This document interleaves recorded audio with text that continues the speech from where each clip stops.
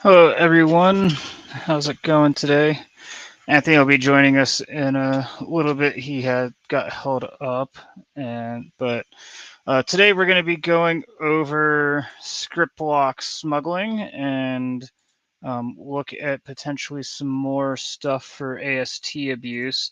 Specifically, I've been trying to figure out. I don't think it's possible, but I'll show you the guy. Well, before we jump into this, this is like some stuff I've been working on to try and figure out if it's possible to spoof module logging. I don't think it is because of the way it's brought from the pipeline, but we'll talk about that after I go over the script block smuggling stuff first. I apologize. I'm just going to do a quick technical check. We're using a new platform today that's doing like a multicast stream. Sorry, it's doing like a multicast stream, so we'll see how it goes. But it does appear to be working. So like we got messages and we got YouTube and Twitter and everything. So feel free to comment. Hopefully this will be interesting to everyone. So if you weren't on Twitter or on like LinkedIn or anything this past week, we published a new TTP called ScriptBlock Smuggling, which is a pretty cool. I'll show you the blog post real quick.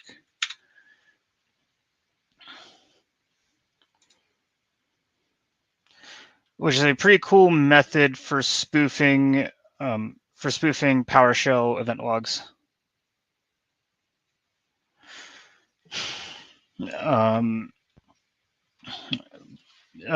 But so sorry, I got distracted by a notification that came in. So it's a method for spoofing script block logs. Basically, like why can't I zoom in on this? That's too big. Basically, you can like this example shows that you can do like write output hello and execute it, and the log say write output hello in the log, but actually it was executed as write output world. And so we get a divergence in the code that was actually executed versus what's put into the script block logs. This is all based on exploiting a thing called abstract syntax trees, which are how all compilers work. Basically, if you have this basic code like this, it says like while b, not equal to 0, if a greater than b, you do this math and then you return a eventually. And it gets broken down into this representation. And this is how all compilers work. Like when you build a C program or a .NET program in C# or Iron Python or whatever, all compilers break this down. This is actually what makes a compiler is the ability to break down everything into your fundamental like switches and statements and assignments and all that kind of stuff. And so they get broken down like this. As you can see, like even this basic code kind of starts getting pretty complex quickly. But it turns out the way that PowerShell manages its ASTs is it builds what's called a script block AST, which is like your largest thing. If we go back up here, this isn't PowerShell, this is just pseudocode. But if you had this in PowerShell, this whole like gray code block would be your script block, and then that script block would contain all of this part of the tree. And for maintaining things, script block ASTs and all ASTs within PowerShell have this property called an extent, which is basically just regurgitating the text that went into making that code. And when you regurgitate it, here's just like an example of the output of the AST. And so, so here, sorry, I lost my train of thought. So here's the output of like what the AST looks like. You have this start script position, end script position, which we'll talk about those in the command spoofing stuff that I'm trying to work on right now.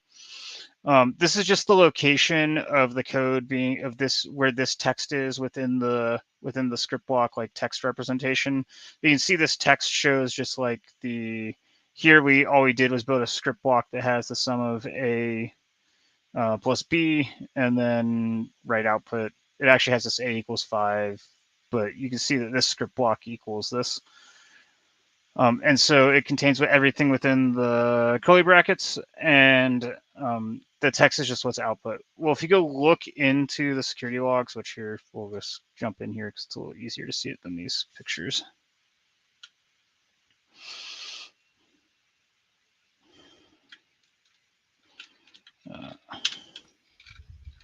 So it's just, we'll just look for extent. So you look for extent, like there's all these things that call it for like compile start, like parse event source.log, compile start. It's just every time it's grabbing the extent. And then as you go down, like, var script extent, our script file is based on, this is actually empty a lot of times. Anytime you're doing in-memory compilation, this is empty. And so, or sorry, in-memory compilation, like, so if it came from an on-disk file, then it would have this file name. But if it's just in memory, this is actually blank. But it doesn't matter. But the important part is you get down to here, like AMSI utils, like where this is where AMSI actually gets called and scans your PowerShell script. It's just sending the text of the extent. It's not sending the entire script block. And that's true for everything except module logging within PowerShell logs. So basically all the security logs within PowerShell. Oh, we have Anthony on. Hey, Anthony. Oh, yeah, I snuck on. Yeah. I thought you knew. My bad. No, I thought you were going to be a little longer. I know you had some stuff going on, so I told everyone that you'd join us eventually, but it was my... I swear you said 2 hours an hour ago. I'm just saying. Yeah. Which means I still have to run downstairs and get a bottle of whiskey. Oh, well, you can do that while I talk through the script block stuff that you already know if you want. Oh, I already have mine. I'm drinking... So my dad got me a bottle of this, like, Maker's Mark Cellar Aged, which is, like, impossible to get in the U.S. Cellar Aged was, like, impossible to get in the U.S. Wow. Like, super rare, but apparently they sold it at the duty free in Australia. And so my dad got me. Of course. Just on that topic, the Ohio did a special release today of Blanton's. They did gold in the single barrel, but I was at work, so I didn't get a chance to grab it. I was really sad. That's sad. I've never had gold. It's supposed to be good though. Oh, I have a bottle on my shelf. I can grab that. Oh, the Blanton's gold? Yes, I do. I won it in a lottery. Oh, I'm jealous. I've never actually gotten that. You have a bottle I don't have. I will go grab that bottle. I'll be right back. Okay. But yeah, so as you can see, like, is product code. Okay, we're gonna come back to this. I haven't noticed this code before. If this is true, typically it means it skips everything, and we can definitely set this ourselves as part of this. So we have a new thing to go explore as part of our AST abuse today. I'm going to take a note on this. Line 373.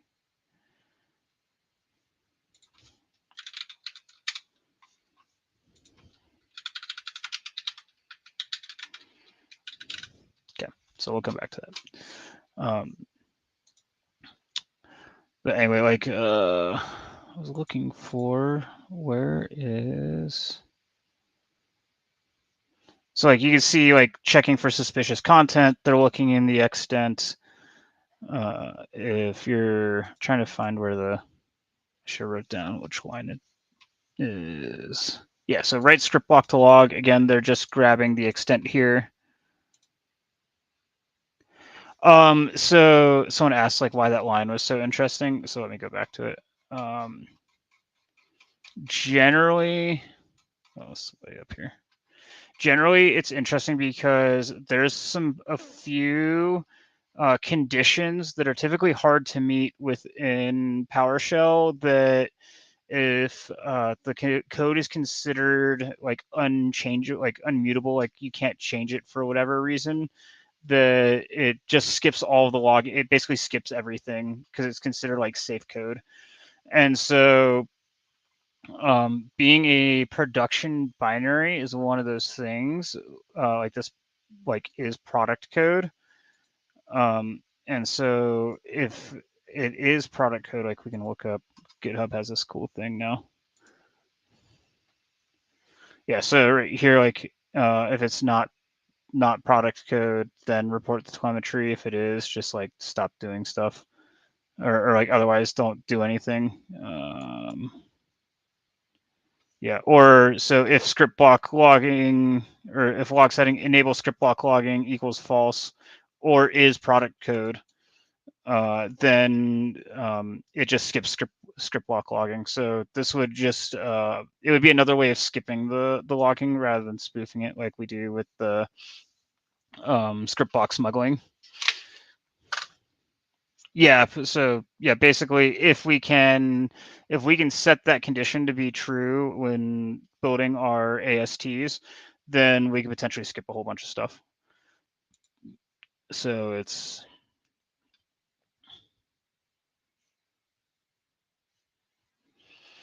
yeah, try script block equals context.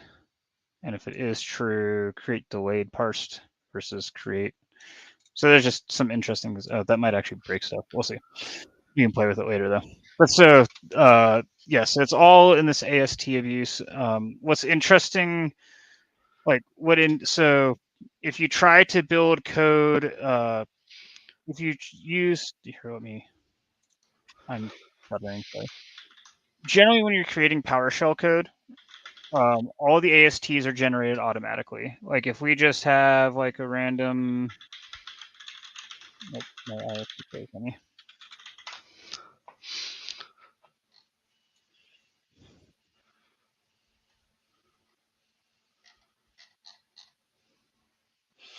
yeah, so Sin Potter asked, and you'd be able to bypass AMSI. Yeah, so I don't know that the product code bypasses AMSI. That's what we have to go check. We have to go look at where that is product code is used more for that condition, just to see what it is. But generally, anytime you create PowerShell code, like we just write host hello world.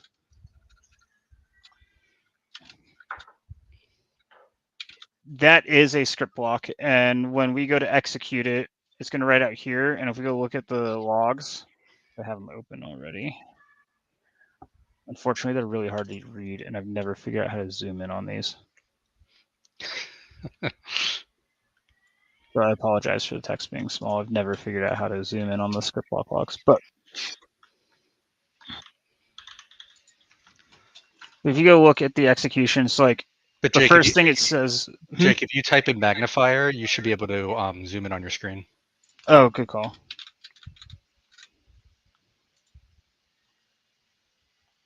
There we go.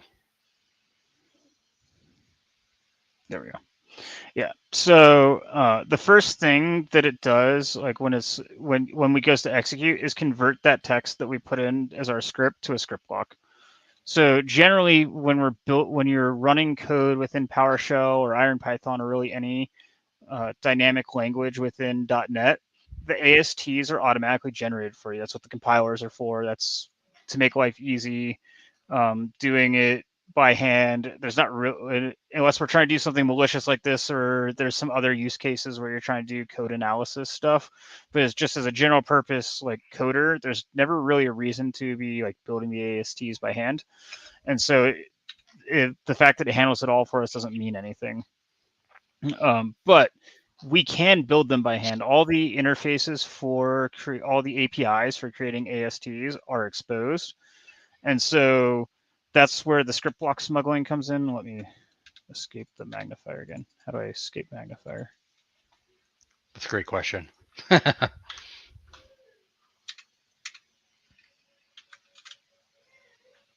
think you have to hit the exit button once you find the box. Oh my god, it's even like if you hit Control Delete, it's even like the magnifier is like. Where'd you put the box? I didn't put it anywhere. I just clicked. I opened it, and then it Oh. just started doing this. I say, yeah. Can you just right click it and exit? Yeah, there we go. Okay. Plus one for tech problems.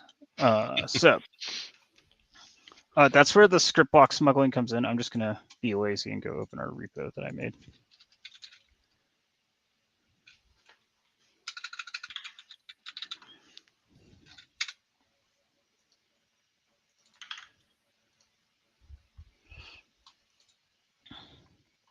So So we can build we can be lazy. One of the other interesting things about PowerShell, like that's in this compiled script block logging stuff that you'll find is Got the banner working, Jake. Oh, nice. Where is it?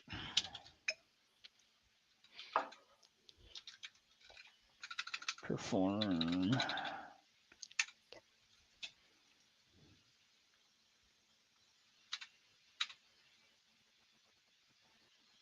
I thought it was perform security check.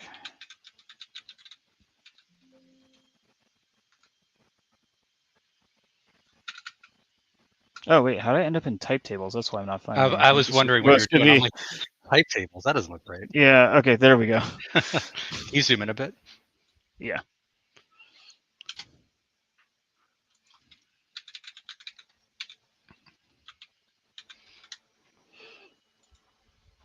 So there's this perform security checks, and if we go up to line 180, it's actually in this really compile function. So it's really funny. There's like multiple compile commands and within it, but what this tells us is that when you create a script block log, it doesn't actually do any logging, whether that's like an AMSI check or a script block logging or module logging. It doesn't do any of that until the script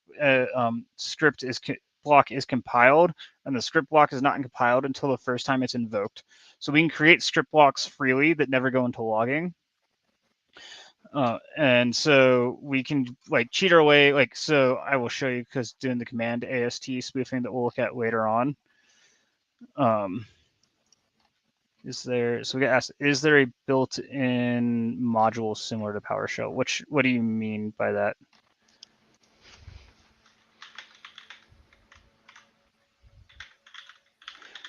I'm not sure what you mean. If you clarify, I'll come back to it. But so we can create we could create the ASTs by hand, but it's really easy it's way easier to just put in the text here and create the script blocks, and then we use this system.management.automation.language.scriptblock AST creation call, which is a .NET interface. And it's not in here, but basically the parameters are the extent, the parameter block, the begin process block, the process block, and then the end block. And that doesn't mean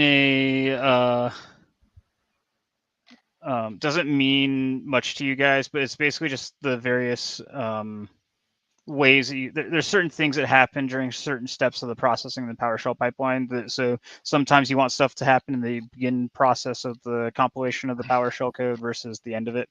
But when you create, just use this create thing, everything's just shoved into the end block. So as long as you put your code into the end block, it doesn't really matter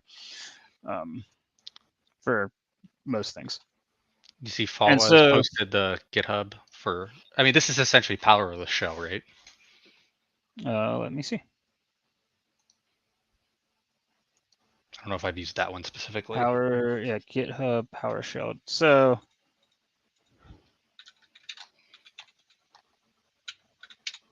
let's see.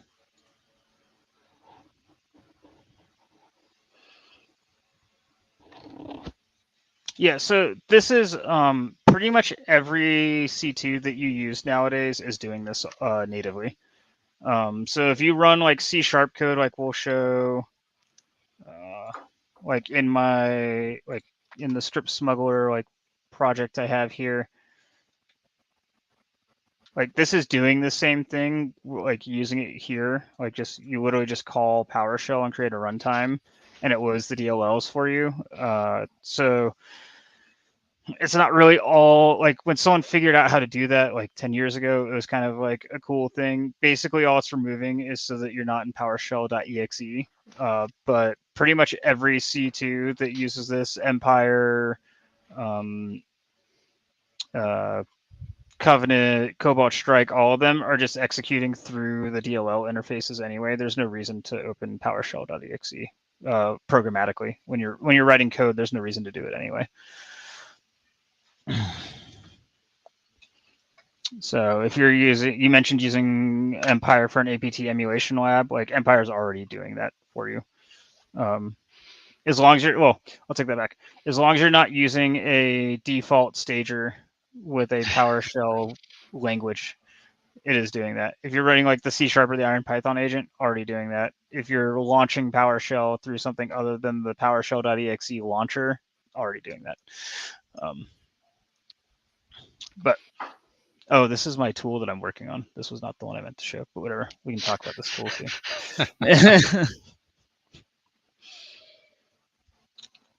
See, Jake, I did get my bottle. Here it is. I'll even put up the big screen so you can see it. How do I make myself the default? Oh, there we go. There's the bottle for you, bud. Oh, I'm very jealous. I forgot. Actually, I remember you telling me you got that now. I was very happy. Yeah. So, oh wait, we just have a different one. That so one. We'll go ahead and execute this, and I'll show you guys what this looks like. So, in our logs.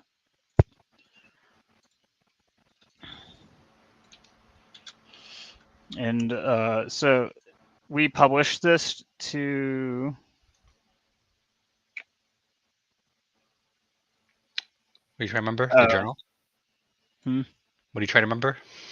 I don't know why this WC is in here, but why it doesn't like that WC. Can you zoom in? Oh, You can't really see. Space in it. Oh, yeah, sorry. We don't need that web client, but it's in there. I don't feel like taking it out. The term WC is not. The space is still. Oh, yeah, but that space shouldn't matter. Yeah. New object system dot. It's a variable assignment. I don't know why it's trying to execute it as a. Yeah. That should work. Okay, well, we don't need it, so we'll just delete it. I don't know why PowerShell code's being stupid. So actually, we'll do this to clear the logs to make it easier.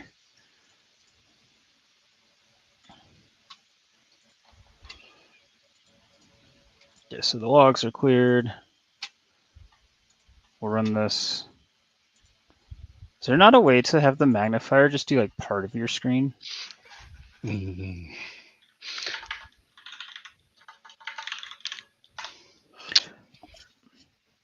So this code goes in, and I was going to show the net web code thing, but I don't. Well, I'll have to go figure out why that's not working. You'll see it creates our script block. So like this script block has been created, SB. And as you see, there's no logs related to SB in here yet because SB hasn't been invoked. So if we go invoke SB now, which you can do with like an ampersand. So we'll go invoke it, and we print out world, which is our executed AST. And if we go look at our logs,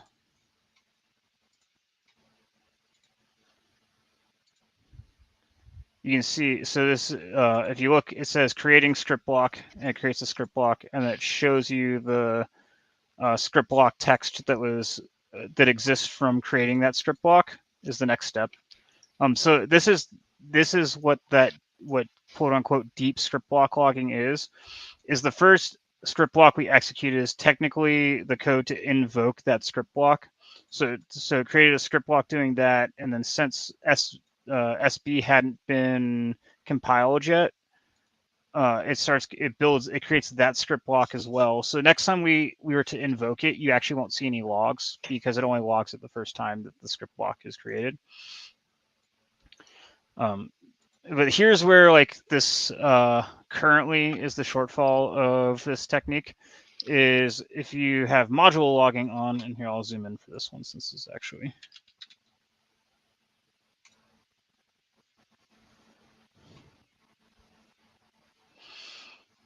So this event ID 4103 is our module logging. Module logging actually has that we executed write output world instead of write output hello. So not all modules. So some modules will be spoofed. Like if you do invoke command and pass it a script block, it shows the extent of the script block that was passed, not the actual script block. but anything that's taking a direct pipeline input is not spoofed by in module logging. Now, not all organizations use module logging because it generates an enormous amount of data. So some places have it turned off. So this is still quite useful. We sent this over to Microsoft. They said it's not. Well, I have their exact quote here. Let me pull it up for you. You went and got it. Well, let me pull it up real quick. It's in the paper we wrote.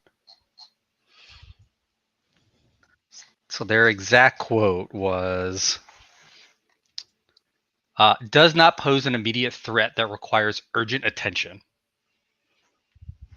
That was the direct quote from their from their response.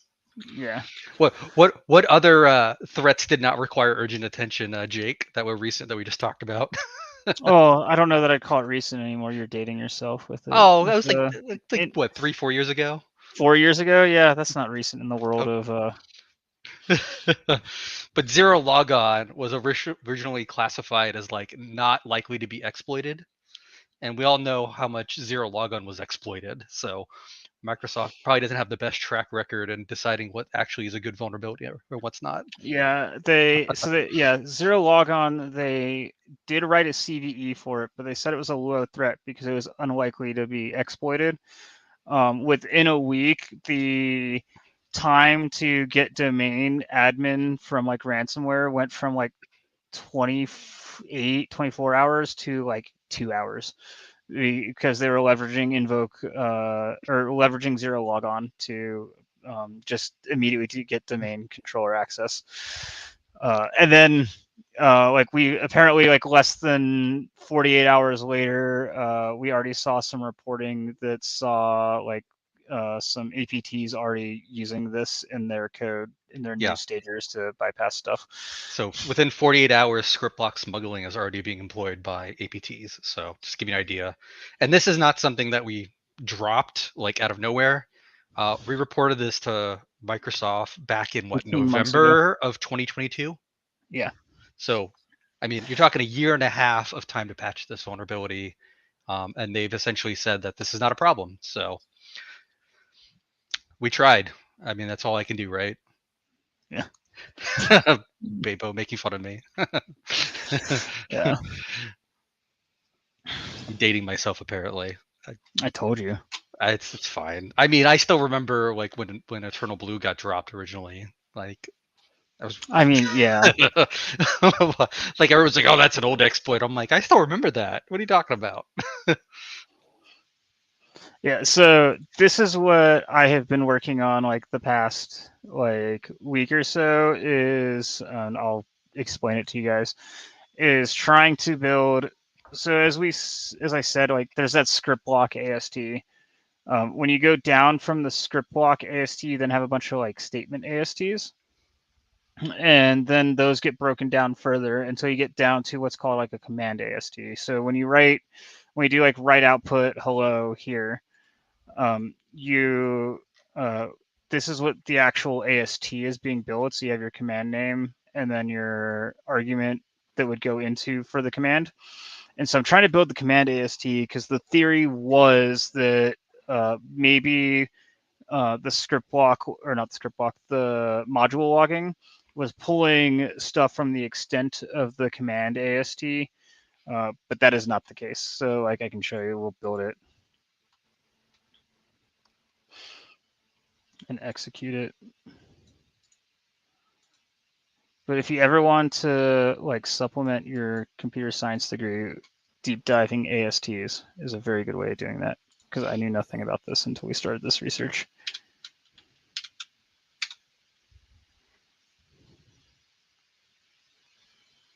Uh-oh.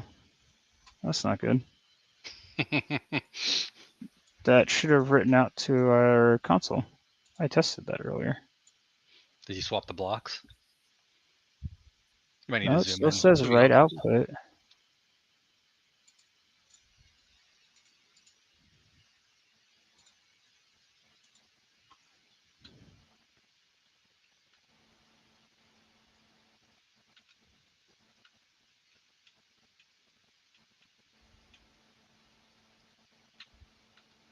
I have no idea what this is.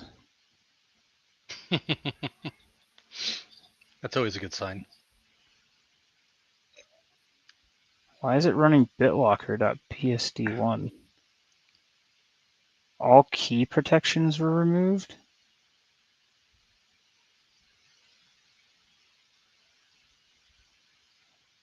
Which malware did you download this time? Yeah, this makes 0 sense.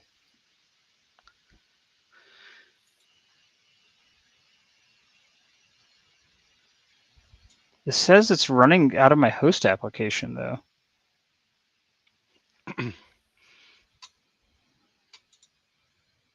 Okay, let's go look at my code. Maybe I did change something and forgot about it.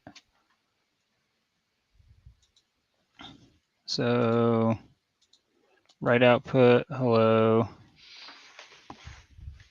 So, I mean, I thought it was working when I had a null extent. So I might be breaking things because the extent is null here, which it doesn't like. So we can try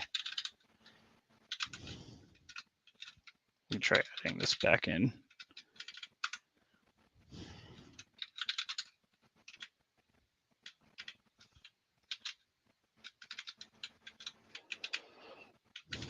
But then I need to go get the proper links and make sure that these are correct because they won't be correct now.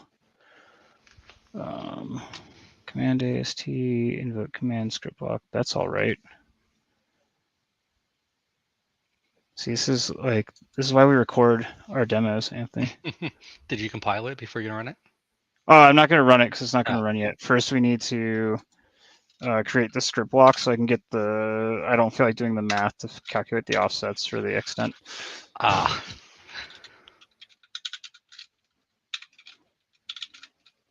But math.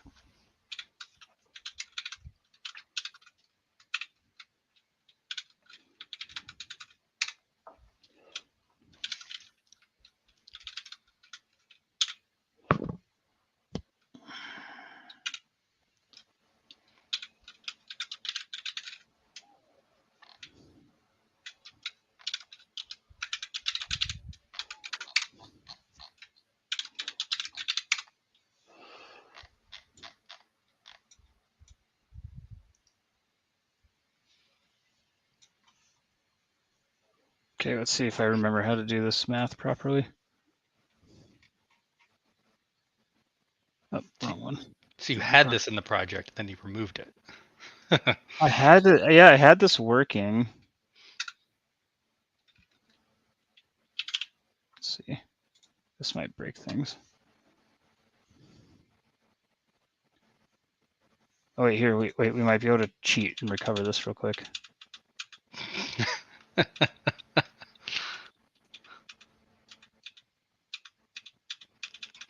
So I'm going to assume you didn't put it into a branch and do all that. Oh no, of course not. Oh. Then you would have known I was working on stuff that wasn't related to this. Yeah, obviously.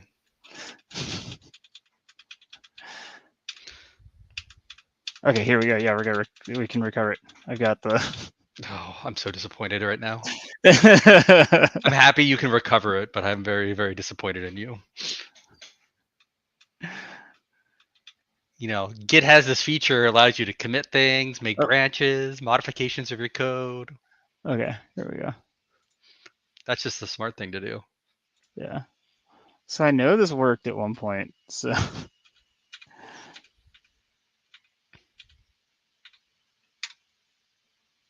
Yeah, there we go. Okay. So that executed. I don't know why the other one didn't work. Quick, commit that one before you break it and lose it again. I would have to go create a Git project, and I'll feel like doing that right now. Okay, so now we're gonna go modify this. Nope, that's the wrong one. Can I post memes in this thing? Is that possible? Probably. I would assume so.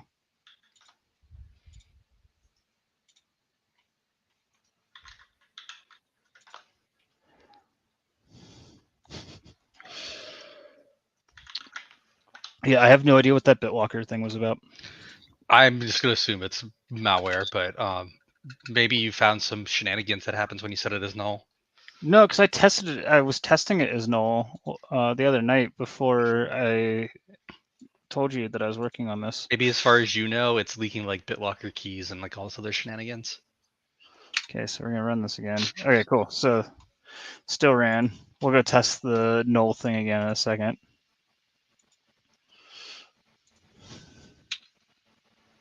So this is a weird thing that I don't know what's going on here. Of like the extent keeps getting cut off when I built it this way, and I don't know why. I'm guessing like maybe my script extent is not long enough that it should be longer than 25, but I don't think it should be. But anyway, you can see that I was unsuccessful at spoofing the parameter binding within our module logging. I know why that is. It has to do with the fact that everything within PowerShell or for module logging is within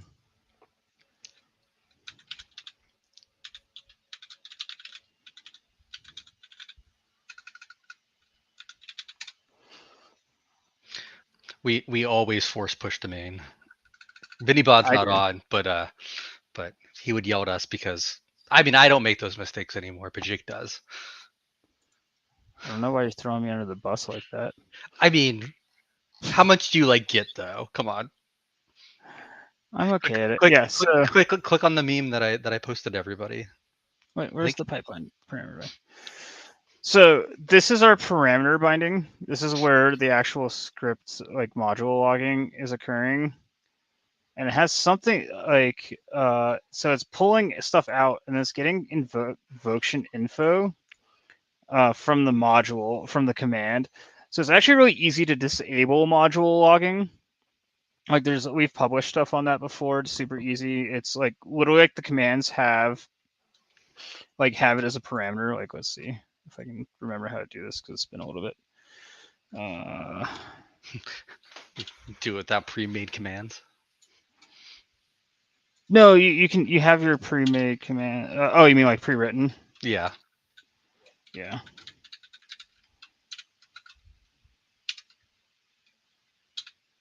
Oh no, you gotta do this way.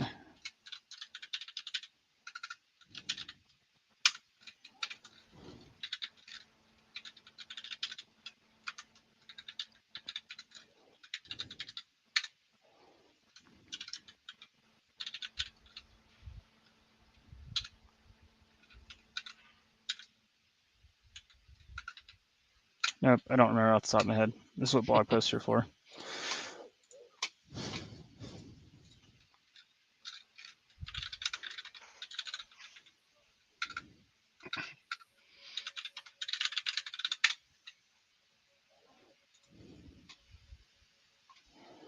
Yeah, so... Oh, it's dot module. That's where I failed. You're so close. I know. I can't really see. Oh, yeah.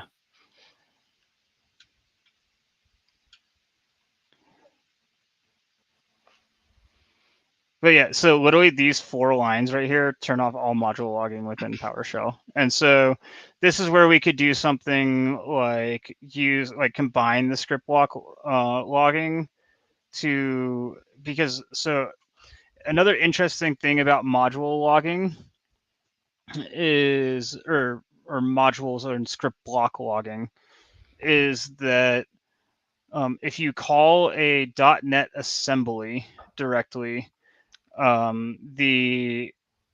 it never goes to module logging because it's not going through the PowerShell compilation interface. It's going through the .NET CLR compilation interface. So there's some ways to do this without ever having to go through any PowerShell modules. So you could combine ScriptBlock smuggling with that fact to create an execution that would turn off all of your module logging, and then it would never be seen that the module logging had been disabled, and then you could just go run stuff. It would be a little suspicious because of the fact that you were running ScriptBlock logs, but there's no module logs being produced. So that's like the downfall of it. If they go looked at, they'd be like, hey, this is weird. It says they ran this admin script and there's no module logging that was produced afterwards. which is why, like, if we could do the module spoofing, it would be super awesome. But they're pulling it directly, so going. That's a lot of triage you're expecting on a Defender. No, not on Defender. I meant like SOC doing. Oh, yeah. Yeah, I meant like preventing the SOC from doing stuff. Still asking a lot, considering how many PowerShell logs get generated in general. Yeah, so, but it's pulling things directly from the pipeline execution, which means that the pipeline is like the actual memory space. And I don't know of any possible way to spoof the memory space just for the step where the pipeline reads what's in the memory space and then executes it. It would require some like horrendous memory management, like hardware breakpoint stuff to do it. Like you could theoretically do it, but ain't nobody got time for that. Yeah, but at that point, I feel like you're better off just going and building some new TTPs rather than trying to. Just do it all in C at that point. You'd basically be doing it all in C, so I'll keep playing around with it, like to try and figure it out. See, like it sends stuff to this log, so like theoretically, like the other thing I was trying to do was avoid like reflection or patching. Theoretically, we could go find some way, like since this is a log function, let's see if GitHub will tell me where this function is defined. Apparently not. So theoretically, if we figure out where this function, which DLL this function is defined in, we could go patch this function and then start trying to do some shenanigans that way. But a lot of EDRs have started picking up on patching, although they're specifically looking for patching at AMZ, which is like one thing. But yeah, if you want to know, it's in pipeline.cs if you're interested in going and looking at this stuff. Is where all this execution comes from, but it's definitely like interesting. So someone asked like, could you disable run and then like re-enable? You could, so that like normal operations would look like. It's just, again, there's lots of ways to disable script block logging. The novel part of script block smuggling is the ability to spoof the logs, as well as bypass AMZ without the need of any reflection or patching. Not a ton of stuff's looking for reflection because that only affects your PowerShell. But EDRs have started like closely watching AMZ to be patched. Some of them have started doing like Avast does this thing where it maps it into memory as an admin process and then passes the map to PowerShell, so that like the AMZ is no longer co-located in your own process, so you don't have the authority to patch it. Some other EDRs are just scanning like AMZ like every minute or whatever when it's loaded into a process, and if they notice that like all the functions don't match up anymore, like the function calls don't match up, they just reload AMZ and remove the hooks and patches that people put in. So patching AMZ has become like a fairly well-known indicator of compromise. So like trying to avoid patching is like a useful thing. So this is actually a really good question, or more of a statement than a question than anything. But yeah, I mean, EDRs monitor PowerShell pretty intensely, but there are some TTPs that are great that are in PowerShell that, I mean, just .NET in general, that are just superior than you could do in like a managed language. I mean, there's so many shady things that admins and like users are doing on networks. It's not that hard to blend in with all the other shady nonsense that happens. Right, and like if you're on our Discord, Kevin's like one of the guys that works with us a lot and hangs out on the Discord a lot. He's like super anti-PowerShell, but the other day he sent me a message about how he was doing a pen test on that was using like CrowdStrike or something like that. And he's like, yeah, we were at the end of the test, and like at that point we wanted to get caught because we were trying to like test like response times and stuff. So I used like a obfuscator I have on some PowerShell and ran it on the domain controller, and it just like went totally past it. Like it's you have to be careful with what you're doing with PowerShell, especially like it's more like you just have to use good OPSEC like you do with anything. If you open a handle to LSASS, you're gonna get schwacked. If you use like the proper like K-list exe APIs that are built in to like using like the Ruby style like ticket dumping, you're probably going to be fine, even if it's in PowerShell, because PowerShell is still running all over the network. And it's not just like an instant death sentence like a lot of people think it is in terms of getting caught. Unless you run who am I all on the domain controller. Well, yeah, that'll get. But again, that's like a like OPSEC TTP thing, not necessarily a. I've never done that personally. It wasn't you who did it. It was another operator. I really hope he's on this right now so I can poke at him. I don't think he is. Probably not.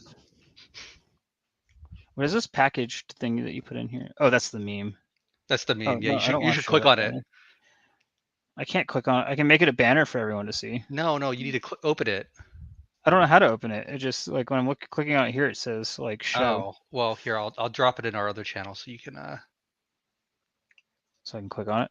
So you can click on it, so that way everybody can enjoy this. Just don't have it so everybody can see our Discord channel. Nope, I already fixed that. Oh, on a side question, somebody asked if Krillic's still alive. Krillic is still alive. He's just very involved with his studies. So he is still in college. You sent this to me. Yeah. I love that one. Why is Git so scary?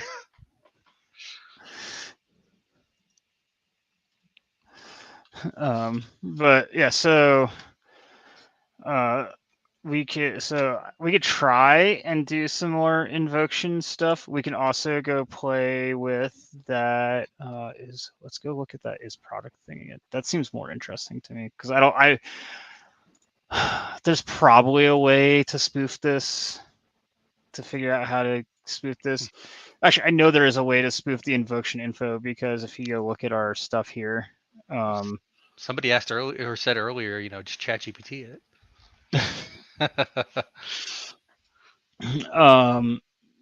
So you can also do this. This is like another way of doing stuff.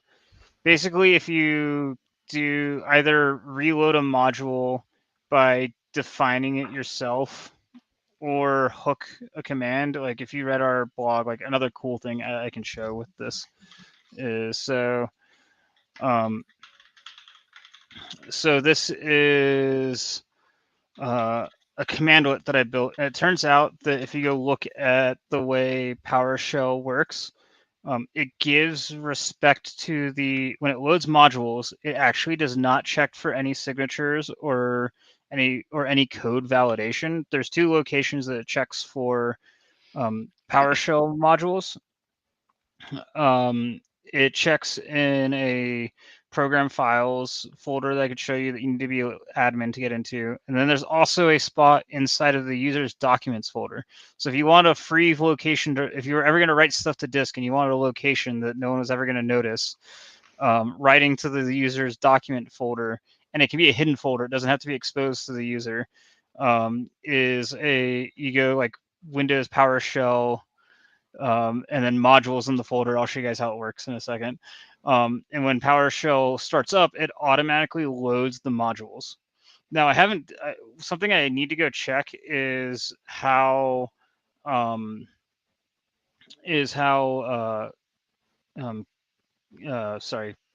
restricted language mode, like constrained language mode, treats these modules, because everything's done by the module name in constrained language mode, as far as I know.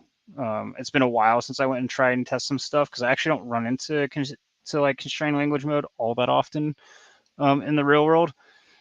So, but as far as I know, the way, as far as I remember, the way it works is there's just like a manifest, and it's based on the module names. It's not actually based on where the modules are loaded from. And when PowerShell loads things up, it doesn't check for any signature enforcement, and it doesn't check. And the way it determines which module gets precedent is which module is newer. So if you go compile something, it will be newer than the one that is currently on the computer. And so like if you name your module like I did here, this is like right. This is the first part, is the right. And then you have your host. It will automatically overwrite your code, the code for what someone is doing. So it's kind of interesting. So you could theoretically, why is this code not got the script blocks spoofing in it? Hold on.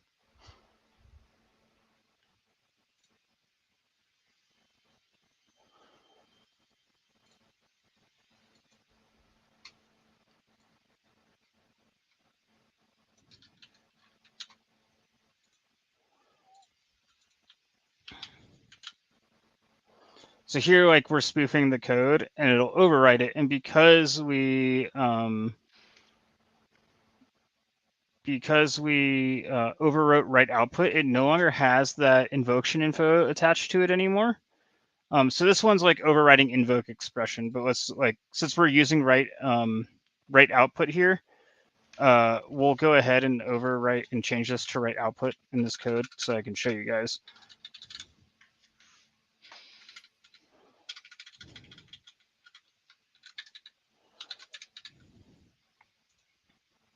Oh, that's the wrong verb name. Hold on. It's not lifecycle. It's communications, I think. Verbs communication, yeah.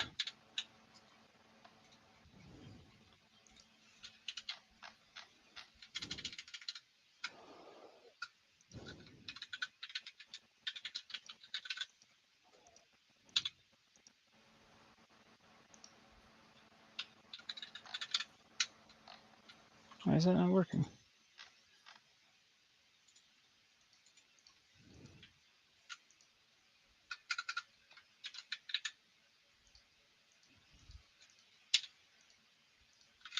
Oh, it's communications. I missed an S. There we go. Spelling's hard. It is hard. That's why we're engineers. Mm-hmm. So if we build this now, like, so I will build this.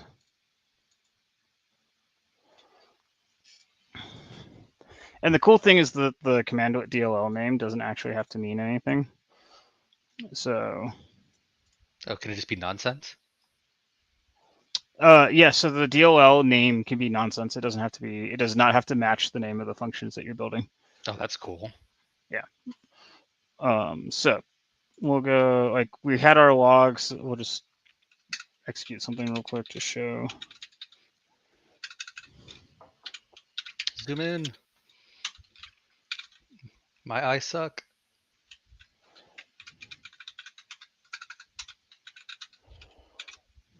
Or, well, we're using we'll go look at the logs because this is where we had the right output, like it's in the module logging. So you guys can already see what's going on here. So I'm not, just to make my life a little easier, I'll show you the startup thing in a second, but we're just gonna import the module first because it's easier to do that way. All right, there we go.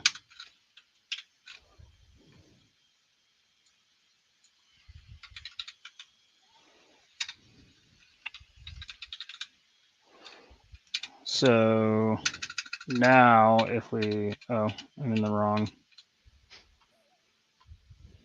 Hold on. You ran it as administrator? Yeah, I ran it wrong. I mean, it doesn't matter. It's only for that session.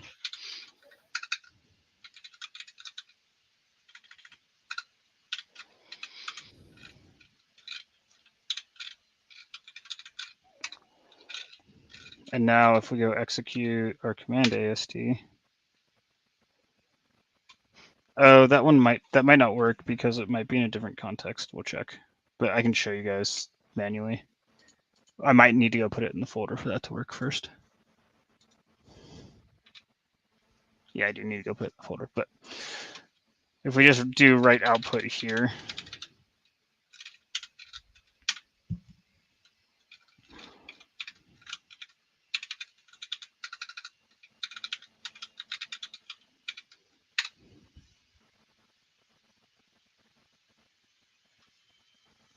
That's weird.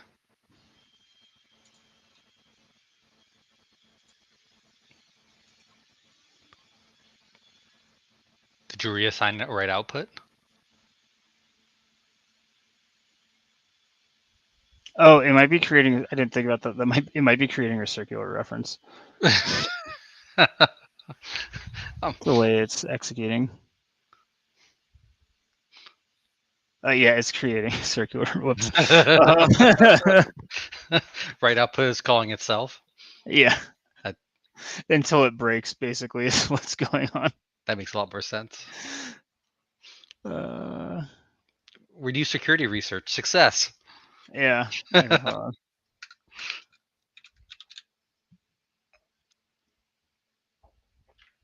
Oh no, that's just text. It shouldn't be. It shouldn't be. Never mind. It shouldn't be a circular reference. Oh, This okay. should be working fine.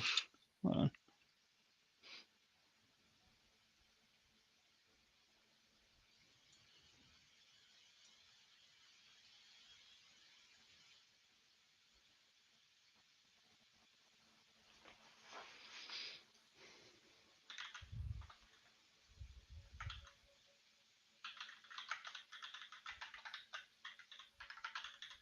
Why is this not working?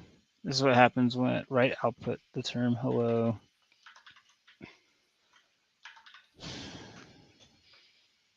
What about single quotes? Yeah. Good old PowerShell.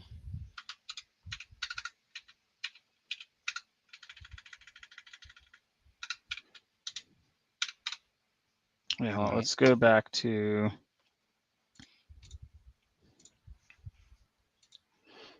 Let's just rebuild the code. This is what I get for trying to think of things on the fly. Don't judge me, guys. It's like coding cast. It's shenanigans in cast. Basically. I mean, you're developing code. That's fair.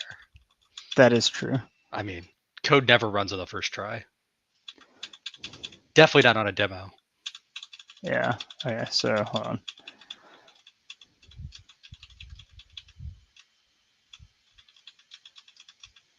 So invoke. Okay, so we're going to build this. Oh, crap. That's right. It's loaded in memory, so you can't. So we got to close the process.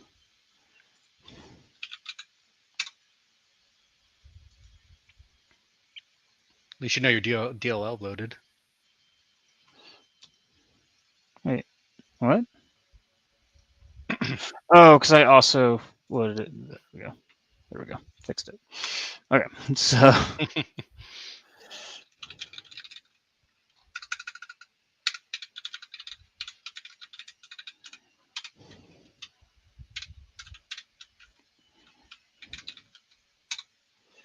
And then we'll go to the blog.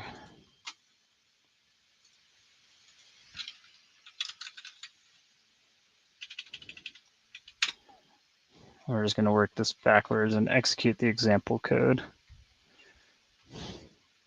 where I showed the command hooking.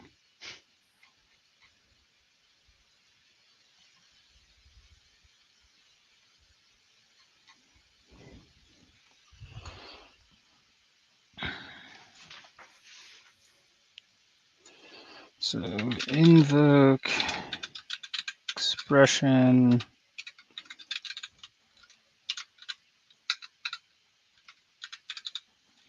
write output.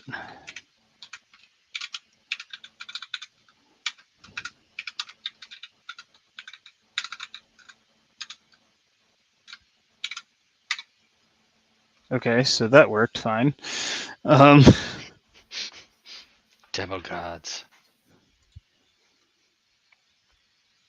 Yeah, so that's building our spoofed block with our content that.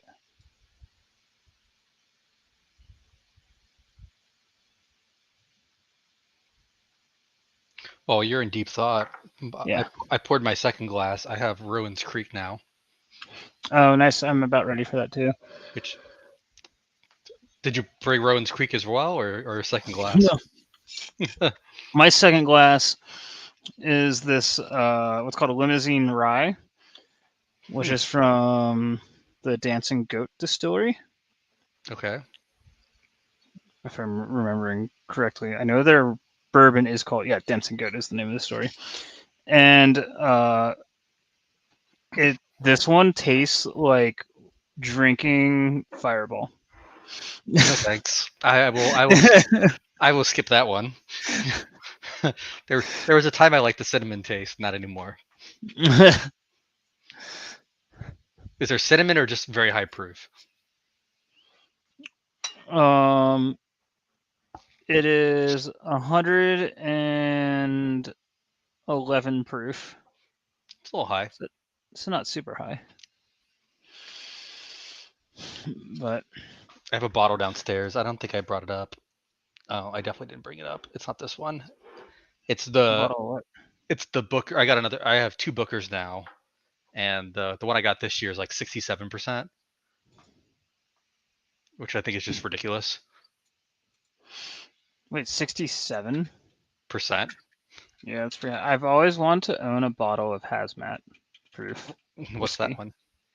So if alcohol is over 140 proof, you can't legally travel on an airplane with it. check it. And so it's referred to like it's considered a hazardous material for transport. Just like drinking Everclear is what you're saying. Kind of, basically. But yeah, I've always wanted to have a bottle of hazmat whiskey. I've had a couple that were close. I've had like some 137s and that kind of thing, but I've never had a bottle that was 140 proof. Okay, so we're gonna do this step by step. So now we're gonna change this to our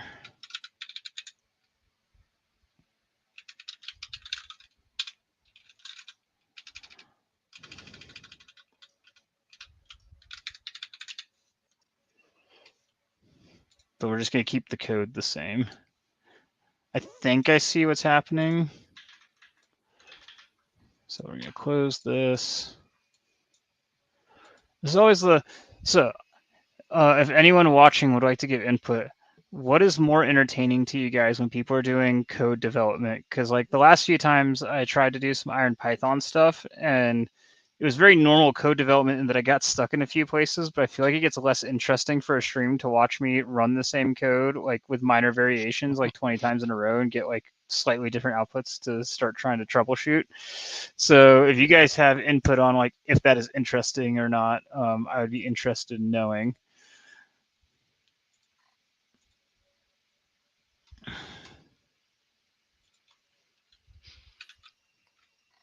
And no one's going to give us input. It's just like teaching, Anthony. You ask a question and no one actually answers you. We just keep doing what we're doing. We just kind of make it up as we go and just hope that people are entertained. Yeah, so this is what, our 4th one now? So we still got room to grow, right? That's still new enough to make mistakes and people give you some. Hey, the new platform looks way better. That's true. We already if you guys didn't see it 2 times ago when Anthony joined me last time, it was a disaster. I was trying to like do this dual Discord stream to get him into like my OBS stream. It was a disaster. It was shenanigans. It was awful. I'm gonna be honest. This is a huge improvement.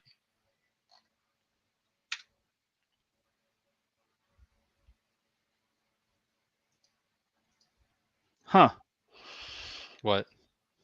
We got a different error. It says object reference not set as an instance of an object.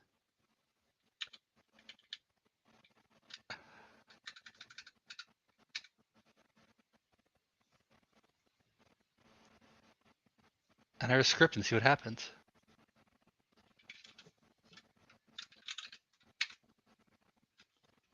Okay, so let's look at our code, what we're doing with it. So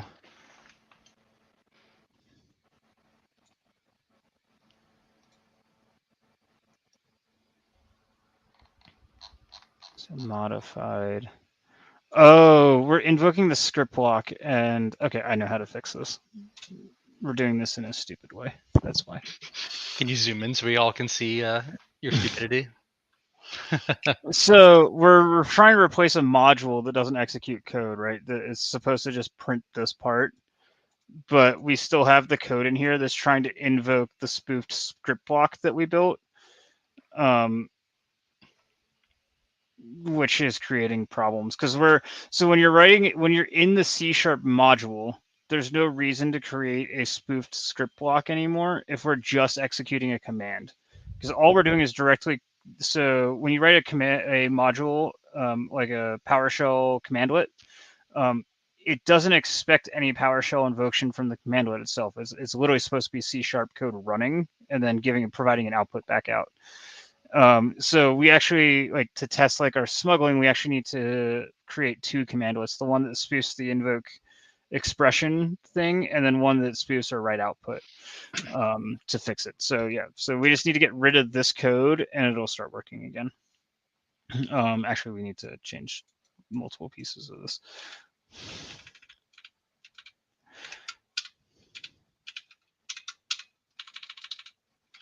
I was just doing this in a silly way because I tried to cut and paste. So you have to move that over anyway. It might get mad at formatting. I think it's C# doesn't care about formatting. Oh, it doesn't? Oh. No, does not. Does give zero shits about your Paradigm 2 used to Python. Yeah. One too many spaces and it loses shit.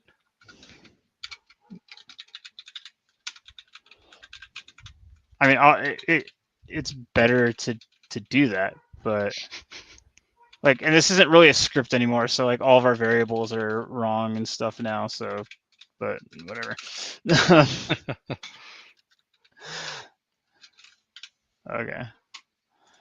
So if we close this, and we technically don't need this anymore because we're not spoofing a block. We're just creating a new module that overwrites the write output module.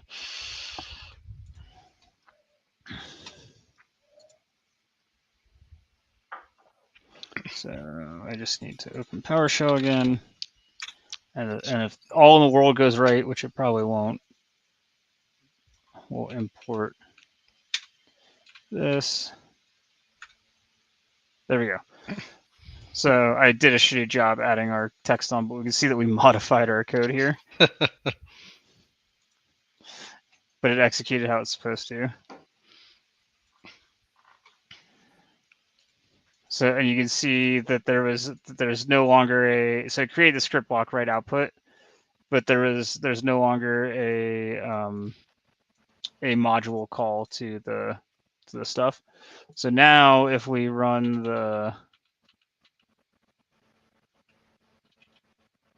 command AST one, which should outputs our pwn where we have our spoofed block, and we go run it. Now you can see like where it still has the screwed up hello world for some reason. Wait, what? Oh, duh, because I already talked about this. We need to go put the commandlet in the folder so that it gets loaded. Sorry, I'm all over the place. I apologize, guys. I apologize. I thought you did that step. No, I did not do that step. Sorry. This is where you put your made up DLL. Yeah, this is where we go put the made up DLL in the appropriate place now. So yeah, you have this Windows PowerShell folder and the modules, and all you have to do is create a folder. This should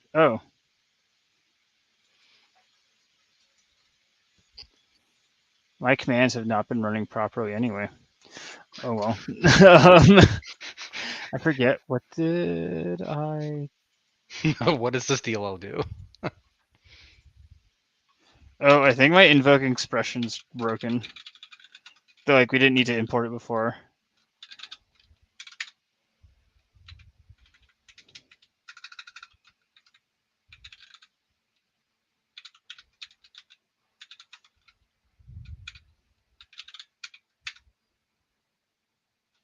Yeah, so here's the stacking of them. So my invoke expression's been being overwritten because I forgot to remove this after I was testing it. Yeah, so, and then you can't delete it because it's open PowerShell. So, that's great. So you can load multiple DLLs in here and then do all of them at the same time. Oh, you can put tons of them. Yeah, and like I said, these folders can be hidden. So, like a non-tech savvy user or someone that wasn't expecting it to be there, this can be a hidden folder, like with the you create it with like the dot in front of it so that Windows doesn't display it, and PowerShell ignores the dot and will still use it. So it's pretty and like I said, writing to disk is always like a little risky, but writing into the documents folder of a user should be like the one place that you're fine because stuff gets written there all the time.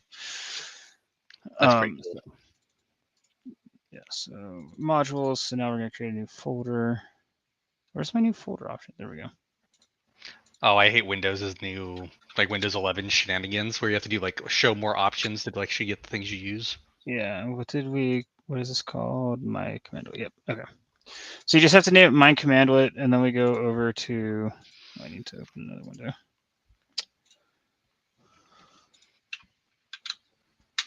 Oh, wait, whoops.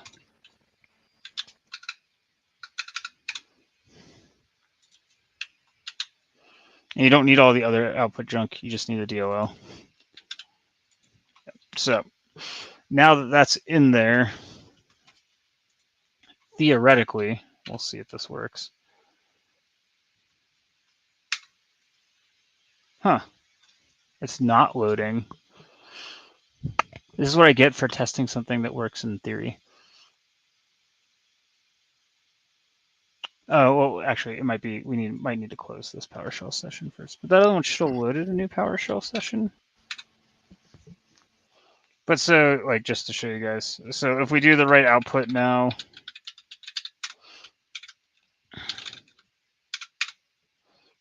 you can see, like, it automatically loaded in that commandlet now. And that commandlet will be unhooked. Here, we'll clear logs so we know what we're doing. Test modified. And you see, like, we're not calling that shenanigans. So, oh wait, what did I just do? Okay, you'll need to unlock your iPhone first. Okay, so we reloaded it. Let's try running that commandlet now. Huh. It's not loading. This is what I get for making it. Well, okay, now I'm really confused. Do you have overlapping DLLs that are doing weird things? I don't think so, but like, so it broke the module logging like was expected. So like our module, so we're no longer getting that, like when we run it, command AST, it has our output, like we're not getting any of the other stuff. And it says like, oh wait, hold on, is this backwards? Okay, there we go. Oh no, so it didn't break our output logging. I'm so confused now. Why is that not working? So apparently if you load it programmatically, it doesn't load custom commandlets. I made an assumption before I tested it for you guys. Okay, well, let's go see if we put it into the, like, just out of curiosity, if we go put this in, like, the one that requires, oh, I'm going to have to do this the goofy way. Oh, wait, no, I can just go there. If the one that requires, like, local admin to do it, let's go see if we can, if we put it there, what happens. I made a bad assumption. It's part of deving. Yeah, that's really odd, though.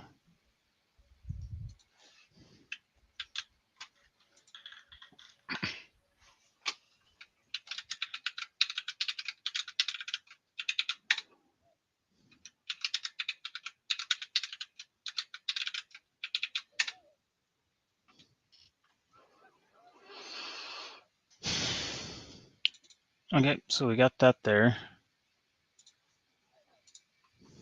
And we'll go delete it out of the user folder just to make sure we don't have overlapping issues.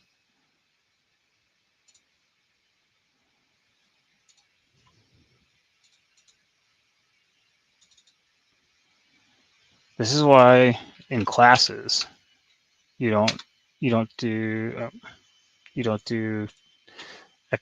demos on the fly. Or it's exactly why you do demos.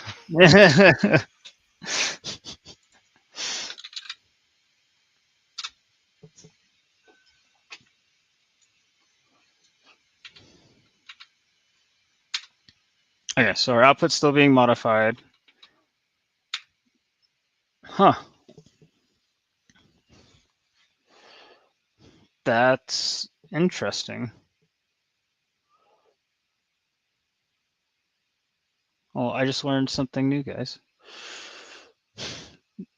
Apparently, if you programmatically invoke PowerShell, it does not load custom modules.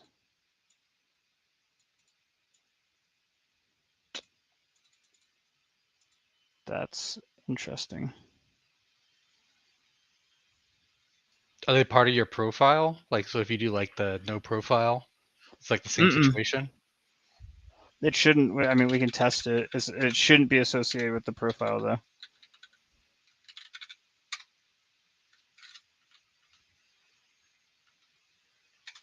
Yeah.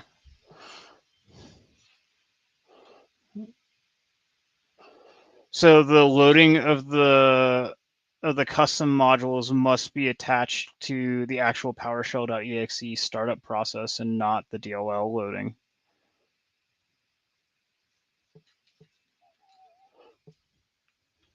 It's the only thing I can think of. Well, we can also here. Let's see. We can test it this way. Let's create a script block here and see if we run invoke command from here. Maybe it's invoke command specifically doesn't respect it. In which case, there are some ways around that.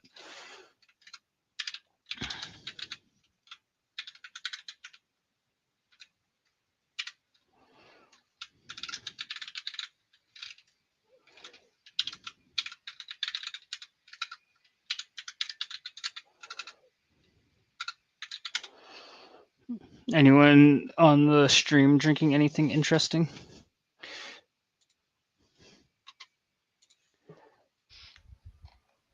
It's just us drinking, apparently. Bunch of alcoholics, apparently. You know, coming over since I'm temporarily out in Park City. This is not like my normal work location. It starts even earlier, so like I'm starting drinking at like 3 or in the afternoon. If I go Pacific time, we can start doing. I start drinking at 2 and consider it part of work. So You get paid for this. yeah. Okay, so we can test this in a couple of ways. So first, let's try invoke command, like we were doing. One person did say they're having a drink. Anything Yeah. good? So, Was it Babo? okay, so invoke command does respect it from here.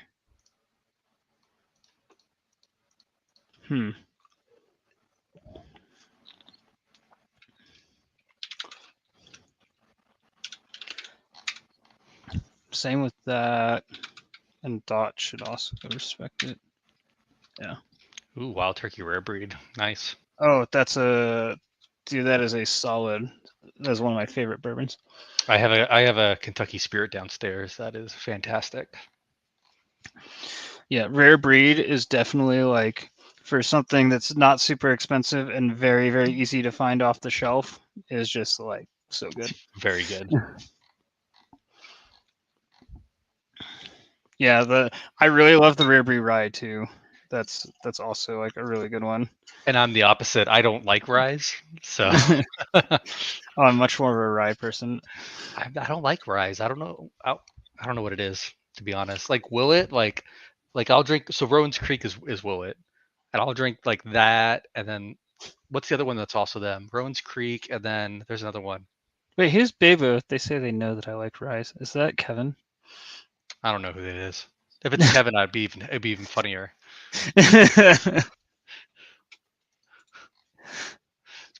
Maybe somebody we know. Or have I just talked enough about how much? Oh, it is Kevin. It is Kevin. He didn't even say anything when we talked about him. I know. Well, Kevin, next time we'll have to add you in so you could be on the stream with us. So it's not just us two. That way you can talk and enjoy things with us. Oh my god, this whiskey is literally just like straight fireball. He said he missed the part that you talked about him. We mentioned that occasionally you become a believer in PowerShell when you tell me about like sometimes stuff works on ops.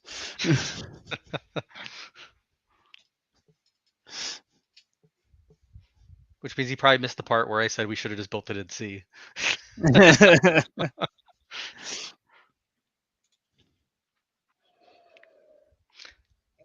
You said it, so it's not good, the one you got? Oh, he did hear that part. Okay. Jake, your bourbon, is it too much cinnamon and Fireball? Oh yeah, no, it's definitely too much. Like it's we've had this bottle out here for like 3 years now because like none of us really drink it that much, and I was like, oh, here's an opportunity for me to drink Can you something. show me the bottle Like, again so I know not to never to buy it? well, no, this is a single barrel, so like Okay. it's specifically this one. Dancing Goat in general does make good whiskey. Like I do like their stuff. Yeah. Oh yes, EK40. I mean, you're running EK47 with anything, you're gonna just curb stomp something. Yeah. If anybody wants a really cool tool that allows you to bypass a bunch of things because it does some, I'll call it encryption. It's kind of encryption. Kevin's Okay. tool EK47 that he briefed at Black Hat and DEF CON 2 years ago. Fantastic. Okay. Let's see, just for shits and giggles, what does ChatGPT say about programmatically executing custom modules? It's surprisingly good, which is scary sometimes. ChatGPT. Yes. So yeah, so ChatGPT is like super good at Windows API stuff. If you try to ask it like esoteric, like how to do something in Iron Python or whatever, it doesn't know how to do that. But if you ask it like esoteric Windows API stuff, it'll actually usually be pretty good at it.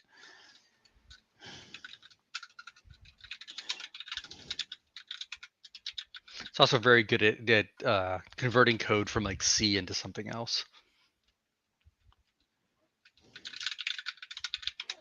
I just want to see. It's gonna have no idea on this one. This is good. So You say that, and I've asked questions, and I'm like, wow, that's actually more accurate than I expected.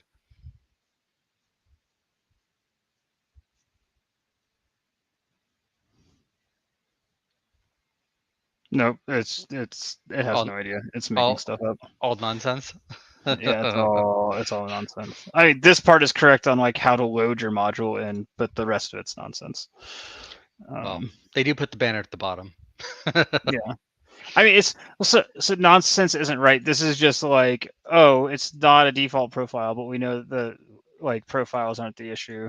Yep. Environment context, we're in the primary environment path for PowerShell. So if it was going to load a custom module, commandlet, it would. Session state. No, yeah. So this is saying like, well, you might not have loaded your stuff in again, and we know that that's not the issue. And execution policy is definitely not the problem. Yeah, that's definitely not it. Yeah. So it has no idea, which is what I figured. You tried. Yeah. Now I have another area of research to go check on. That's so odd, though. Huh.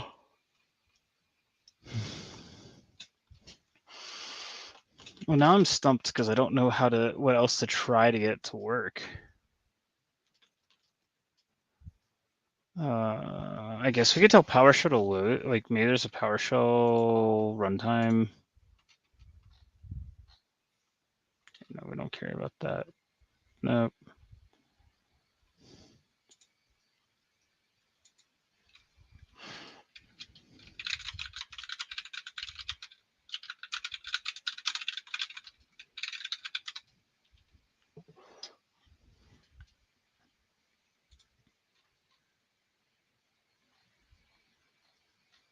No, this is a terrible suggestion. Okay, forget ChatGPT. Doesn't know what it's talking about.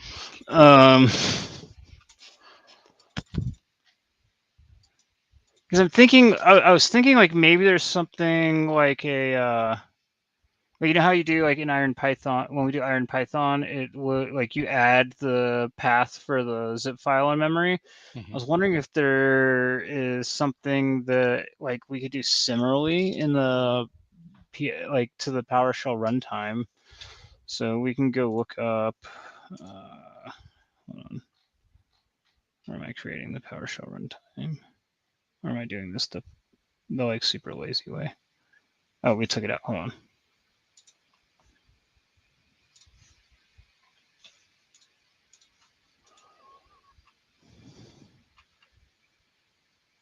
Oh, I am doing it the lazy. Oh no. So here's another interesting thing. When you use commandlets, you don't have to create your runtime because it passes it in by default for you. So we'll go. I guess I'll show off the tool that I'm not ready to show the world yet, but I'm working on. So I'm working on creating. Yeah, so I'm working on creating a tool that will flat. So one of the other limitations of ScriptBlock smuggling is that if you have nested script blocks, so you have like a default PowerShell Empire stager. If you build it, where it defines like the RC4 encryption is actually an embedded script block with parameters that it takes.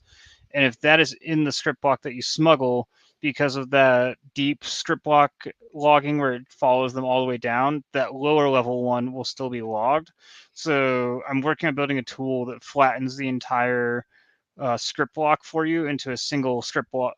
If it has any nested functions or script blocks or anything like that, because functions are also their own script blocks, it'll flatten it all, register the functions at a top level for the script, and then execute it so that everything gets spoofed.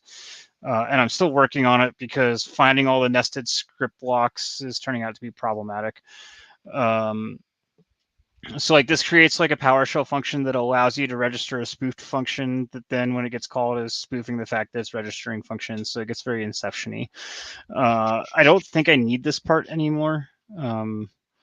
But this will also have, yeah, so like it's a cool thing. If you register a function as a global, so this function global, and then you can name it whatever, that means that any script like nested script blocks or anything that's a child not process is a child scope is the word, because it's not, when you create script blocks, they're not new processes.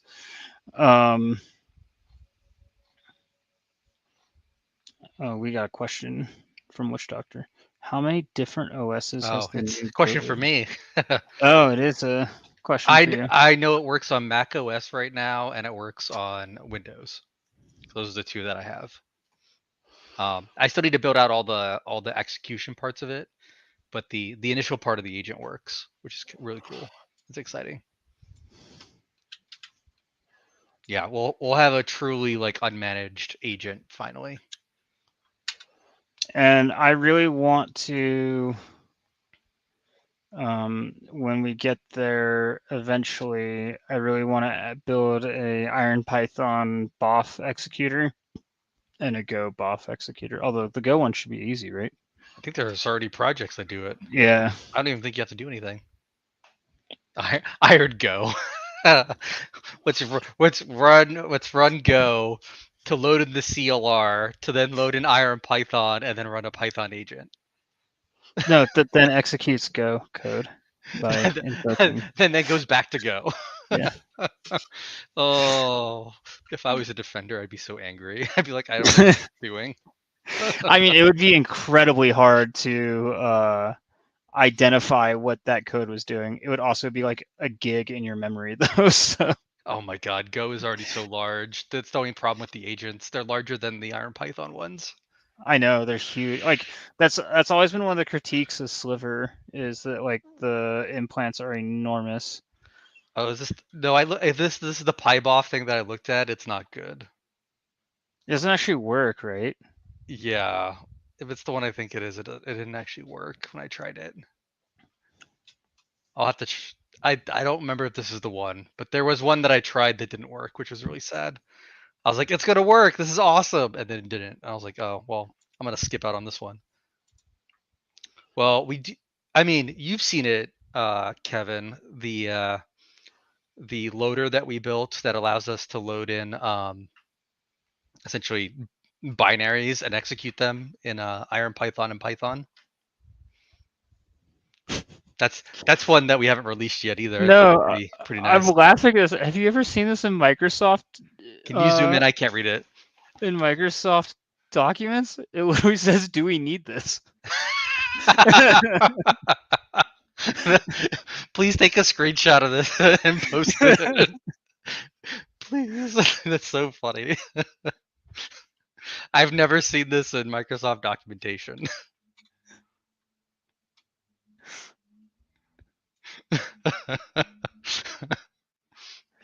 I thought because the initial session state would be like a spot that we could potentially define where like to load our modules from. The list the assemblies were loaded ...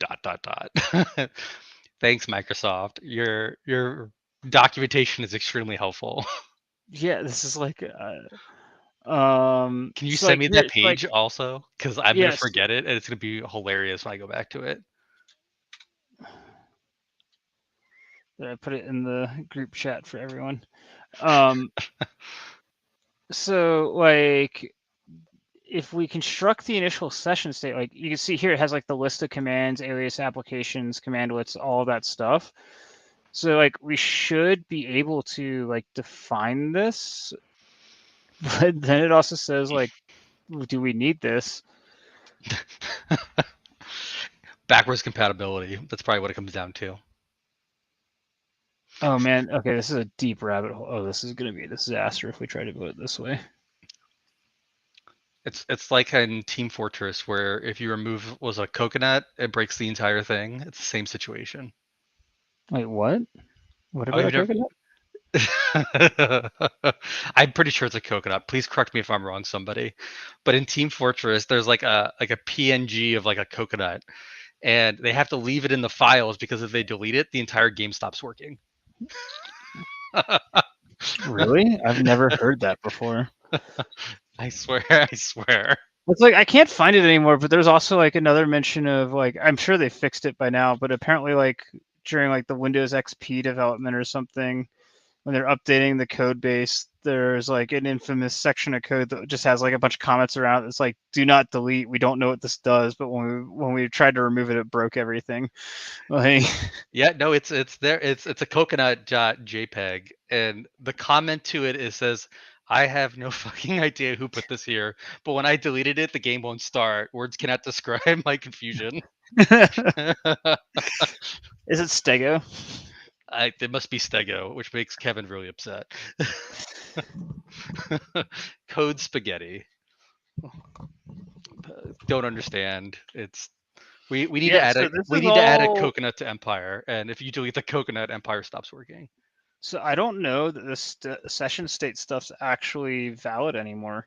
Because like snap-ins are deprecated. That's not a thing anymore, except for like there's like a handful of like PowerShell, like core PowerShell commands that are still in snap-ins, but like they don't really support them anymore other than those like core snap-ins. So that might be why that section says, do we need this? Because this might not be like a valid constructor anymore. But that's for what, 7? I mean, so on Windows, it might still work. Oh, because of the PowerShell, because it's still version 5.1. Yeah, like that's true. No, I mean snap-ins were deprecated in like version 3. So if everybody doesn't know like the shenanigans with like .NET in general, you have like .NET Core and then .NET Framework. PowerShell also has like a PowerShell Core and like a PowerShell. I don't call it PowerShell Framework, but like Windows PowerShell. Yeah, and so even though different.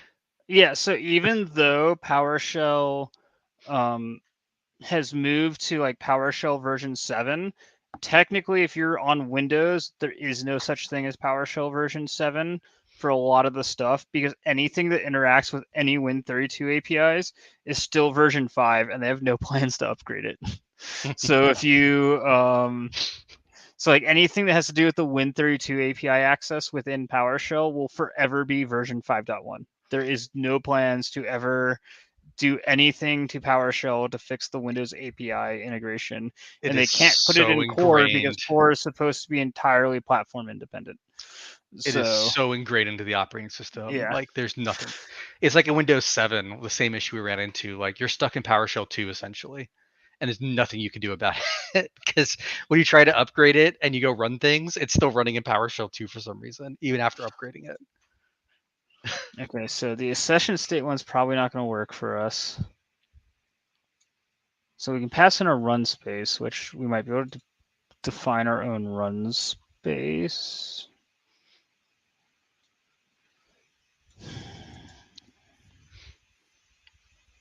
I feel like this is a question for Seemingly Science, but I feel like that's also a faux pas to use our stream to go ask him about it. Who's Seemingly Science? What? Oh, he's like the Microsoft PowerShell guru that I know from.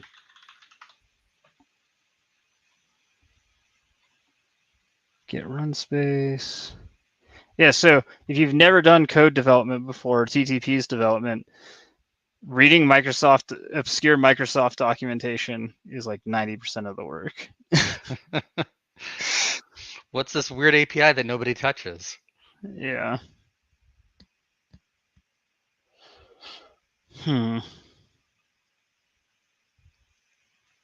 Yeah, these are all just pipeline stuff. So yeah, I have no idea how we would load our commandlets.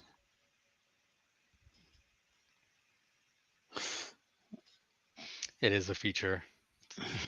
Oh, there's so much like undocumented, or pseudo documented stuff in the Windows OS. It's pretty wild. I mean, I'm sure it's true for Mac OS. I just have not done.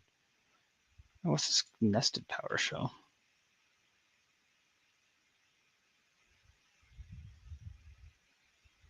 That's a PowerShell 7 thing. You can see how much core stuff we actually do. No, it says it's available in 5. Huh? Never mind. Yeah. Oh, it's basically just creating a new run space. It's basically doing an app data space is all it is. So if anyone on the stream doesn't know, PowerShell is single threaded. It's not possible to run multiple threads within a single PowerShell context. So this is their way around it. You can create an app domain. An app domain is a run space within the .NET CLR, which is technically not a new it's like sort of a new thread. It's this weird pseudo thing. It's pseudo containerization also. It's this weird half-baked thing that Microsoft made. If you create a new app domain, you can create a new thread that runs a new PowerShell instance that inherits all the scope of everything from your parent one, but it's technically a new thread because PowerShell does not in its own separate instance because PowerShell does not support multi-threading. So that creates issues. Like I got like 90% of the way through it, and then everyone didn't want me to keep up working on the PowerShell agent, like building like a proper SMB agent that could like check for like check-ins and all that kind of stuff.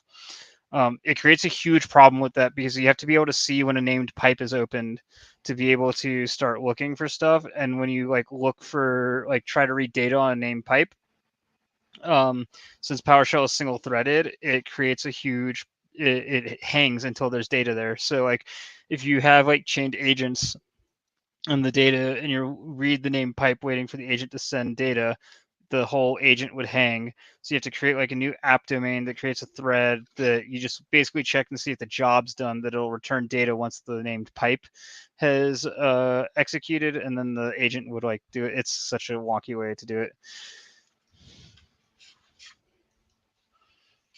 Well, if you're so which doctor asked about invoking it on multiple hosts? No, because it's all running on one host. So it's all running on individual hosts. So it's running. So yes, technically the where you ran the command from is running on a single thread, but it's sending it out to all the hosts. And going back to the fact that all the commandlets are running C#, like running in here, and they don't expect it to be PowerShelly.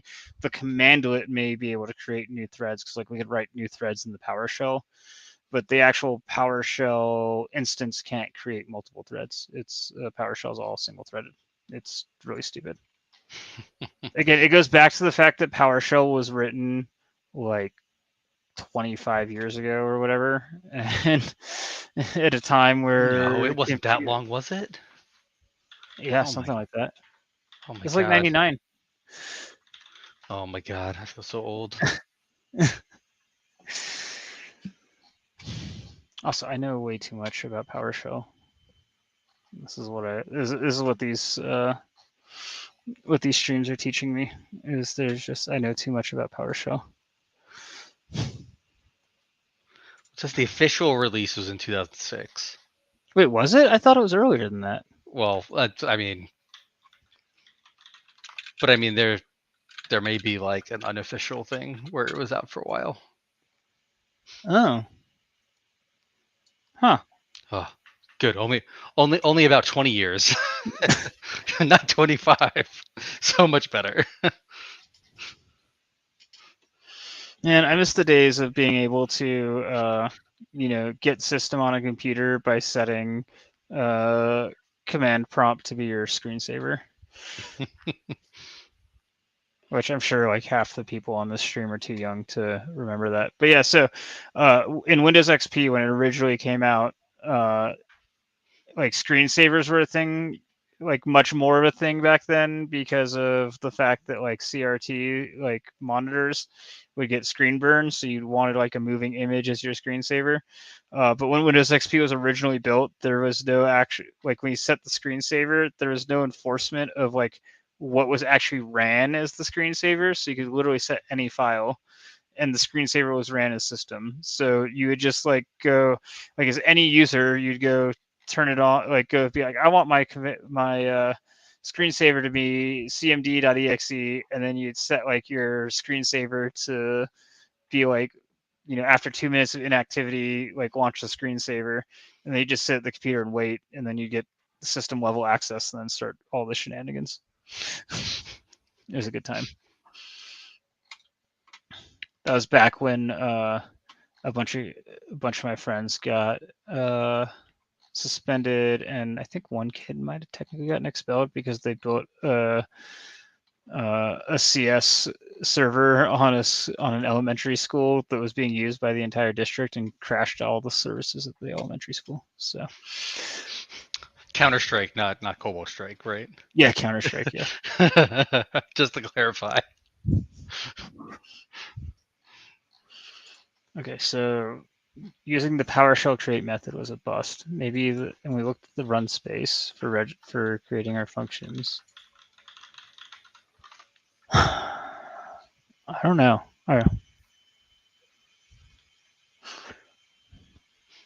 So we got like 15 minutes left. Does anyone have any specific requests on what we should do? When you brought up Counter-Strike, it reminded me. I feel like I need to build this, the Counter-Strike C2, where it uses the message stream inside of Counter-Strike as a C2 channel. I feel like I need to do this now. This is my new summer project.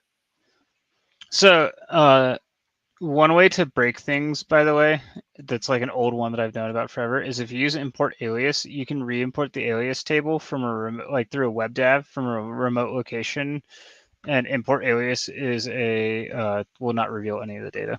It's pretty interesting. It does exist, Kevin, but now I need to do it in Empire. It's a whole new listener.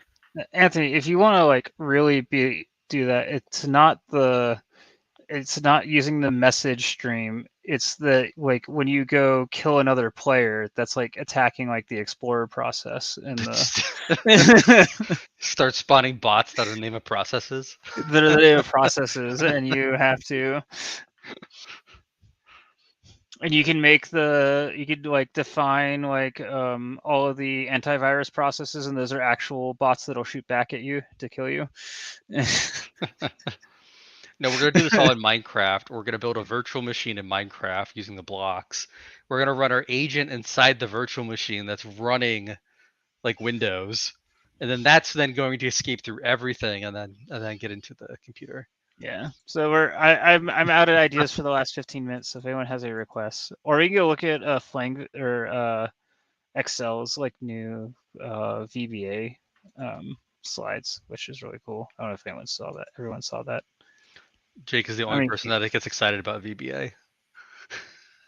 Well, so it happened like exactly like I predicted, which was like Microsoft put in all that disable, like all those security stuff, and then all the organizations basically were like, that breaks things, so turn it off.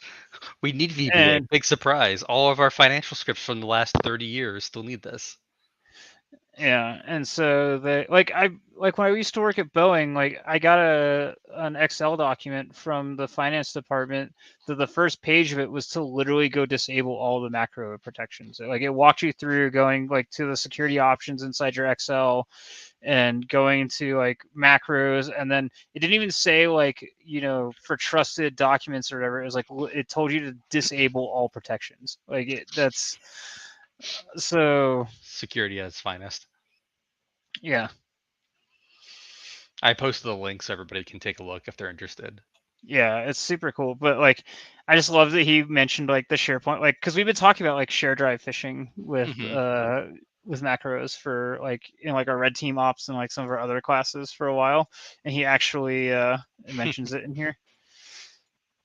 And then same with like using decom, like, you know, workstation to workstation, shared folders, internal phishing, decom, like all the stuff that we talked about. It just made me very happy and validated that someone else also was preaching the same thing as us. It is funny. I mean, you built the decom one, which is nice. The decom one's so slow though. Well, also, I believe, like, to be fair, I believe it was based off of one of his posts that I built the decom one off of. It's all circular research. Yeah, I believe it was like one of Excel's blog posts that I built the decom one off of. Yeah, so if you didn't know, in VBA you can do like literally like, so PowerShell, you can't build a structure, you can't build structs.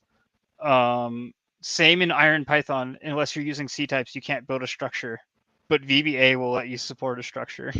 And like you can do like p invoke, which is like, let me zoom in. It's like you can p invoke in VBA. So like if you haven't seen my XLS entanglement stuff, which it's not like, based on who's commenting, I assume most of these people have seen my XLS entanglement stuff because it's all of our Discord people. Like I talked about like a lot of this, but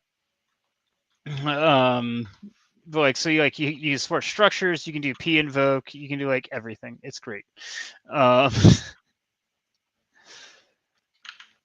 So the coolest thing he has in here that like I had not seen, what that was new to me, was these code caves that he creates.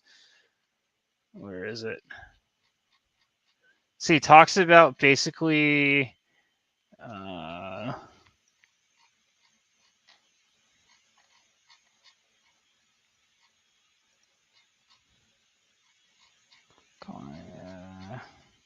are the code caves? Here we go. So he talks about basically creating function names that are so like, because you can't overwrite random data inside of like the Excel process because it'll crash the process. Like that makes sense. He talks about using like just extremely long function names to create reserved namespace to write code into. so that you can write like the address pointers for like DLLs and stuff. You can write them into the function name, since you'll like know like certain things about it from the other stuff you talked about. You write them, you overwrite the function names with the address pointers, and then you can call the function names, and it'll call the function for, like, it's wild. Like it's a really cool that is such shenanigans. Yeah. That's great. Yeah, so you use the name because, and like the other part that's great about it is that you don't have to use virtual allocate to call it, because by default, for whatever reason, the function name is an execute read write area of memory in Excel when it creates the function for you. Oh, I love macros in Office. They're the most ridiculous things. I still remember playing it was Mario in an Excel document once. And you're like, this exists apparently. Yeah. But yeah, so like you link the pointers to the DLL, you parse the DLL, you use the code cave to put the pointers in, and then you load chunks of shellcode into the placeholders, and then execute so that the pointer, so that the from the pointer, so that the code executes. It's cool, very very cool stuff that he's written about. I haven't seen the SC Vegas guy publish anything in a while though. He wrote a ton of VBA stuff. Mm-hmm. He was selling his macro stuff for a while. I mean, he's still selling macro pack, I think, isn't he? Is he? Yeah. Oh, what is this that Kevin just pushed up? Is that very similar to the like function name reserving stuff, Kevin? Is that what you're saying? That's XOR awesome. I haven't seen a lot of this stuff in a while. Yeah, that's such a cool, like this was the first time I'd seen that concept. That's very cool. I hadn't heard about that before. I'll have to go look at the code. He published it like a long time ago, like 7 years ago. Which one? The Code Cave stuff? The one from XOR. Which one's the XOR one? The one that he just posted. The random C# tools. The no API C loader. Oh, okay, yeah, gotcha. Wait, so hold on. I saw something in here. It says normally dynamic modification of VB code is prevented by default.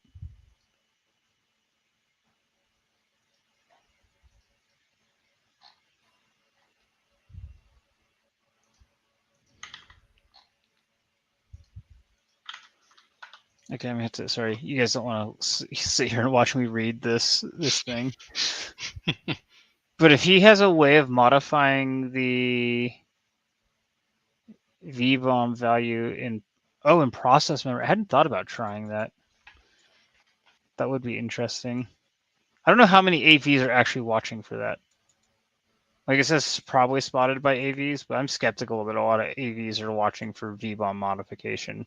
I've never seen, or I guess this gets to Kevin's thing about maybe people just aren't getting caught doing it, which I guess would say that AVs aren't watching for. I've never seen any reporting on a payload that actually did that got caught. Oh, hey, simulate keyword presses in VBA to enable checkbox. Painful and not sure it works. That's what we did in the XLS entanglement stuff. That is funny. So it does work. So you got about 5 minutes left before we're end. Do you want to explain that one because it's hilarious? Okay, so let me go to the XLS entanglement stuff. So we have learned that we are way too honest in our publications of the limitations of our code. It's one of the reasons. One of the reasons why we haven't gotten a talk, and I say this because I'm still bitter about it. So we went to this XLS entanglement stuff. If you haven't seen it, we'll talk about it. This was last year. Last year, Black Hat, somebody published something very similar to what Jake published like 3.5 years ago. Well, it was a little different, but so it turns out that the way Office and OneDrive and all that stuff works in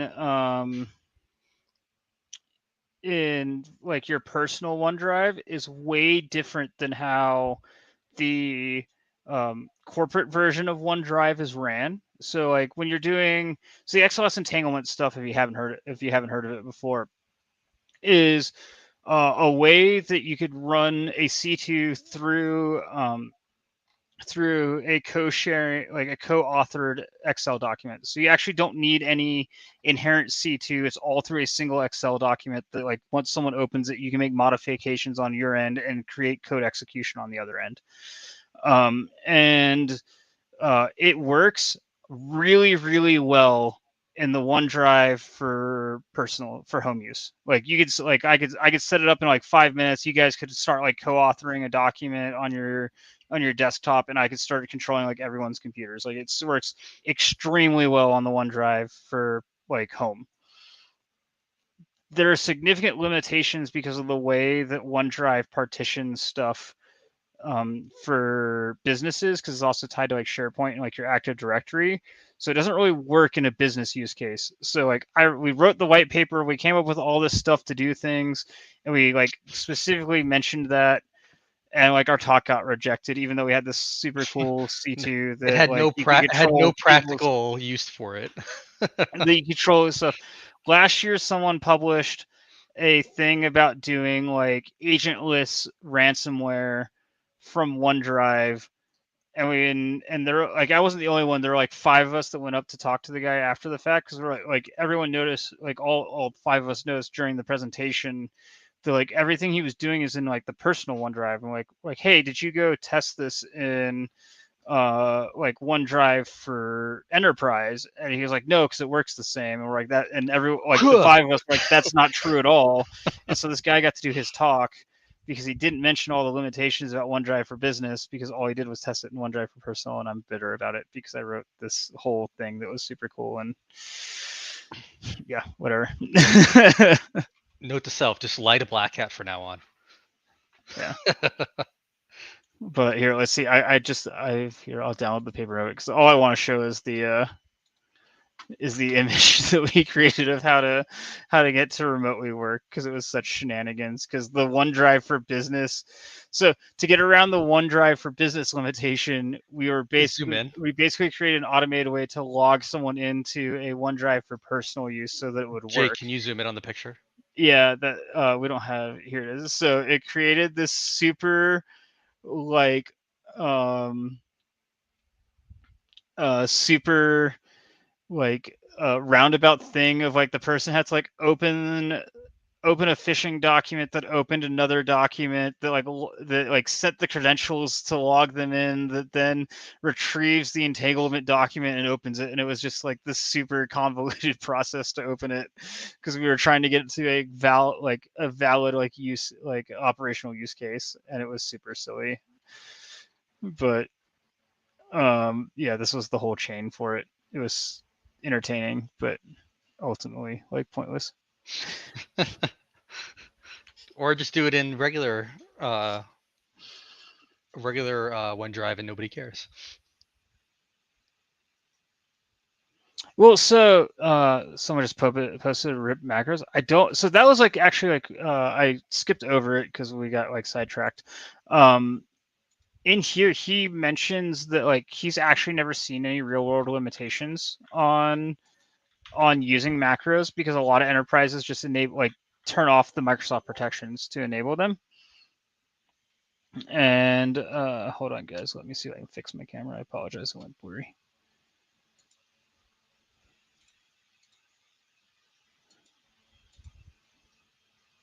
There we go.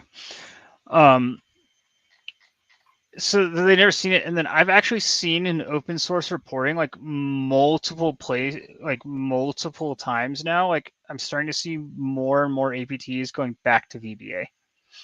And so I think it's because the enterprise world is just disabling that off by default. It probably is doing a lot to protect like the layman from opening a random phishing email that came to their personal email. But it seems to be that the actual enterprise stuff is not being actually used. So yeah, so this is the way he's getting around it. So sorry, it was attack surface reduction one that's not actually ever worked, which I agree with that. That's like AMZ and a couple of other things that are in there. Just ask the user to save it. He's like, just ask the user to save the file to a trusted location. Yeah, so if you can get so here's the thing, even if it has mark of the web, if you can convince them to save it into a trusted location, which is literally like just save it into your like my documents, when you open it, the mark of the web's irrelevant because it's considered a trusted file once it opens from a trusted location. So it's so there's the mark of the web thing is effective as long as your users aren't like super silly. Which I mean, it's not the user's fault. I mean, their entire infrastructure has been built around using like this sort of files, especially like finance departments. Like Yeah. they don't have a choice but to use macros because that's what they've been using for the last 30 years. Yeah, but the trusted location thing works really well. That's the other thing with like where we mentioned like doing internal phishing and like share drives and stuff. There's a lot of organizations where share drives are considered trusted locations, which means that macros are enabled by default. But I think that's we hit our 6 o'clock and we've got some stuff to go do. So thanks everyone for attending. We'll be back in 2 weeks. We may move it to a Thursday just because we think it might be a little easier for people to attend the Code Cask on Thursdays. But we'll keep you guys updated on that. Thanks everyone for attending. We appreciate it. Thanks.